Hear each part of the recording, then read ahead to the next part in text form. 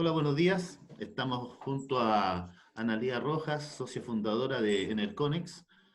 donde conversaremos con ella sobre el gas inflexible, este fenómeno que se está dando en el sistema eléctrico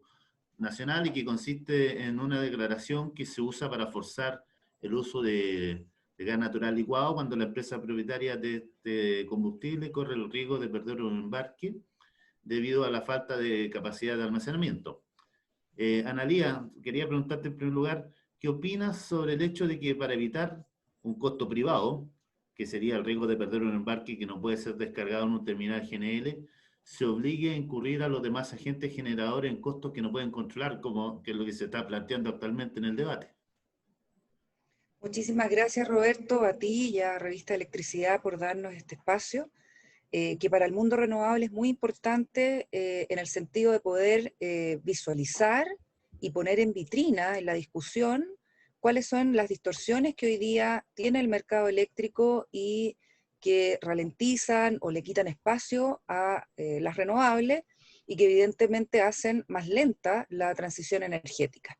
Una de ellas, como tú bien dices, es la distorsión que se está produciendo hoy día en el mercado por la norma del gas inflexible, que recordemos fue una norma técnica creada hace un par de años, básicamente dirigida a aprovechar, ¿cierto?, las capacidades de gas que tenía el país en términos de su infraestructura, luego de los cortes de gas de Argentina. ¿Ah? Por lo tanto, la normativa y el regulador en ese momento crea, ¿cierto?, una normativa que hace permisible el aprovechamiento total de los embarques, las importaciones de GNL, básicamente asociada a la infraestructura de terminales de gas que se construyeron en Chile, y que en ese momento, habida cuenta de que además no habían otras tecnologías de generación y menos las renovables, daban cabida entonces a una importancia tremenda del gas dentro de nuestra matriz. Con el tiempo, evidentemente esa situación, ese escenario fue cambiando. Las renovables no solamente penetraron en el mercado eléctrico, sino que además probaron ser tecnologías eficientes en costo, además de todo el beneficio del punto de vista de sus menores emisiones o cero emisiones que tienen.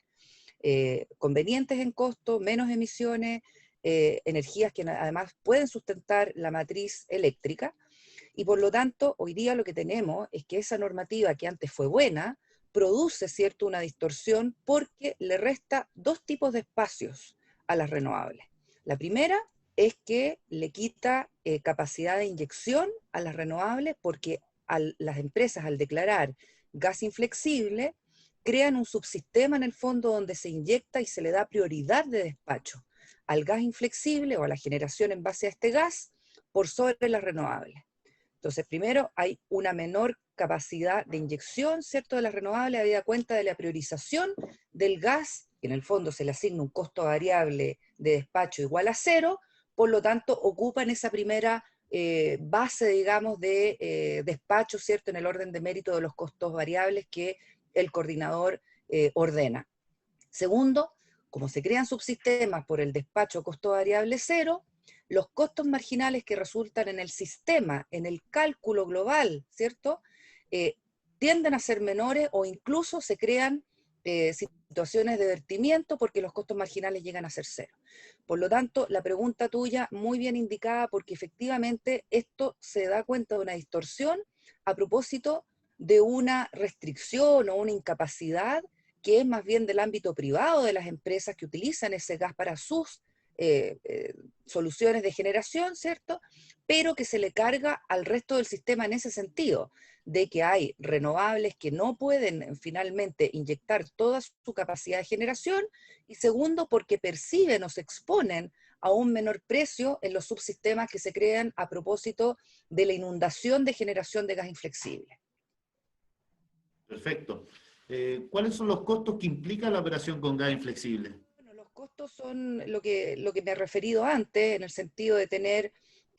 una mayor proporción de despacho a gas que forzadamente entra a la matriz desplazando generaciones que efectivamente tienen costo variable cero y que no son producto de una adecuación normativa. Aquí hay un problema no solamente de logística del despacho. Yo creo que este es un enfoque que deberíamos los especialistas y sobre todo el regulador y el coordinador atender desde el punto de vista económico más que técnico de despacho. Hoy día el argumento en el fondo es que este despacho sucede porque hay una incapacidad de almacenamiento, de infraestructura, que de nuevo, repito, además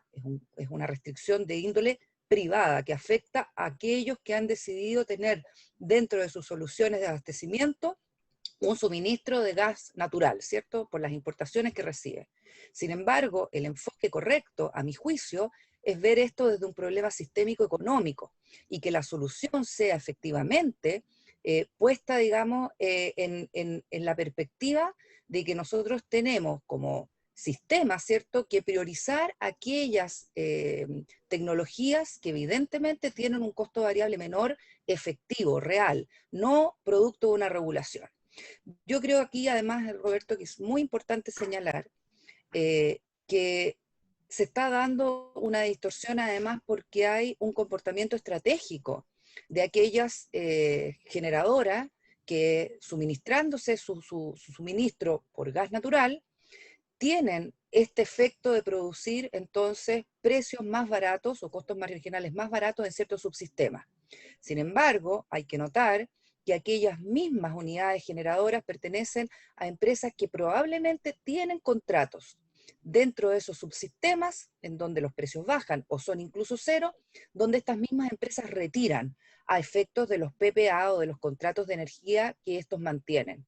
Por lo tanto, se crea una distorsión porque forzosamente, a propósito de la aclaración de gas inflexible, se producen precios de retiro, en el fondo por el costo marginal que se produce en el sistema, que son menores o incluso que son ceros y que benefician grandemente, ¿cierto?, a aquellas unidades generadoras que producen esta misma declaración de gas inflexible. Perfecto, muy bien. A tu juicio, a priori, ¿crees que realmente se puede suponer que el gas inflexible tiene un costo de oportunidad cero?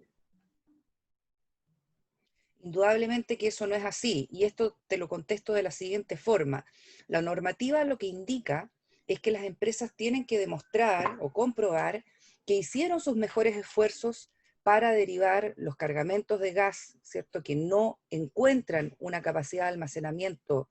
nacional. Las empresas teóricamente deberían hacer un esfuerzo de los mejores para poder derivar esos cargamentos de gas a un tercero, a un comprador, a otro importador, a otro destino. El coordinador es quien es informado por las unidades generadoras en base a GNL, importadoras de este gas, que ellos han hecho ese mejor esfuerzo. Y cuando esos mejores esfuerzos realmente se hacen, efectivamente el gas que se deriva a un tercero tiene un costo. Tiene un costo económico y tiene un costo financiero. Y por lo tanto, la pregunta se responde entonces muy fácil. Ese costo alternativo, ese costo variable cero, no es cero, porque si efectivamente se realizan los mejores esfuerzos para derivar un cargamento a un tercero, resulta ser que el costo es efectivamente el valor, ¿cierto?, del insumo propiamente tal, ¿ah?, que es un valor además que es producto, digamos, del mercado internacional y que se transa como tal. Entonces, la pregunta se contesta absolutamente con un no. Este no es un insumo con costo variable cero, no tiene entonces hoy día una lógica dentro de la perspectiva de mantener un sistema económicamente eficiente, a mínimo costo y con la seguridad de abastecimiento que nosotros requerimos, que es la labor del coordinador. Ahí creo que el desafío, tanto del coordinador como del regulador,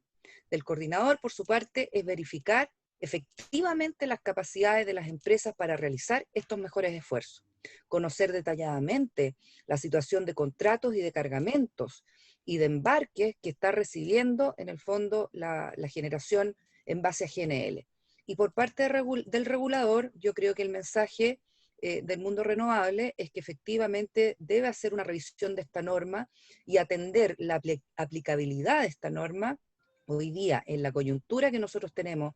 tratando de acelerar una transición energética que no se ve más que demorada por efectos de tener este tipo de distorsiones en el mercado.